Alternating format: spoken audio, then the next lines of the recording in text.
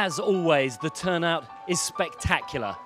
Turquoise oceans, white sandy beaches, 12 to 14 knots of breeze here in Barbados. This is the SAP 505 World Championship.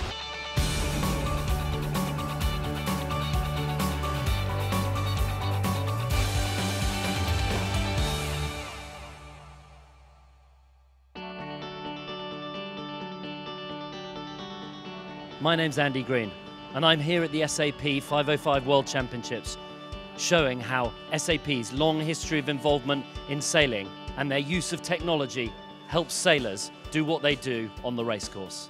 You know, we collect a lot of data during a race here, so we have sensors out on the boats, we have wind measurement gear out there, so we collect a lot of information what is going on the water. And we of course store it all in our SAP HANA system. And from there we can really analyze all that has happened, and not just the one race, like really across all the regattas and all the races that we ever tracked the 505 sailors. So who's going to win the World Championships this year? If I was going to predict, well, I might put my finger in the air, I might have a look at some of the previous results, but what SAP can do for us is use the data.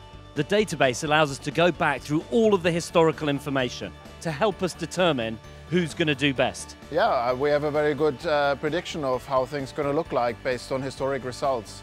But, you know, being honest, of course, a lot of things can happen out there. You might screw up your start, you might have problems with the boat. So, sure, we all want to watch the racing and see what happens over the next couple of days.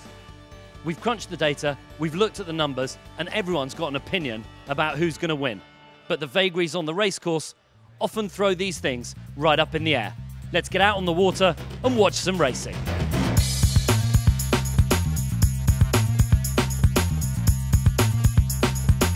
Racing started in picture-perfect conditions, with the wind varying from 8 to 12 knots, a couple less than forecast, and puffy all around the racecourse. The first gate start went cleanly, with the crews who'd been at the pre-Worlds opting for the historically favoured left-hand side. It proved to be the making of Boehm and Roos, who chose the favoured left, rounded the windward mark first, and were never headed, finishing with a comfortable lead. We made two very good tacks right in front of the first windward mark, and that was it. Afterwards we just controlled the field and were fast enough to win. Ironically, at last year's World Championship, Boehm and Roos also won the first race. They then went on to capsize, break their spinnaker pole and have a terrible next two races. Would the same be in store for them in race number 2? The wind shifted to the left for what seemed like a permanent setting for the second race. However, the sharper of eye noticed a big black cloud on the right of the course. Boehm and Roos saw it, took a big risk, sailed into it and netted them again they were never to relinquish.